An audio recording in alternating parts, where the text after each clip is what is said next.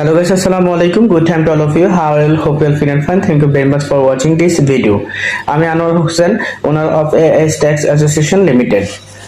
আজকে যে বিষয়টা নিয়ে আলোচনা করব সেই বিষয়টা হচ্ছে যে কোন ক্ষেত্রে আপিল করা যায়। কোন করদাতা আয়কর কর্তৃপক্ষের আদেশে যদি সংক্ষুব্ধ হইলে সংশ্লিষ্ট আপিল আয়কর কর্তৃপক্ষের নিকট নিম্নবর্ণিত বিষয়গুলো আপিল করতে পারবেন। যথা এক নম্বরে আছে যে আইন নির্ধারণ, পরিশোধযোগ্য কর দায় নিরূপণ, ক্ষতি সমন্বয় ও জেরটানা, দণ্ড বা সুদারোপ, চার্জ বা সারচার্জ, অন্য কোনো অর্থের হিসাব, প্রত্যর্পণ বা পরিমাণের নিরূপণ, করের ক্রেডিট এবং কর প্রত্যর্পণ সংক্রান্ত বিষয়।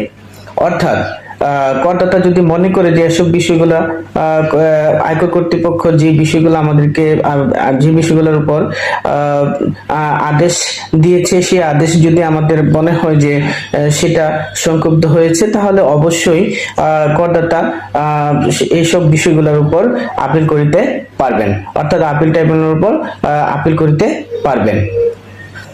ওকে, আসসালামু আলাইকুম।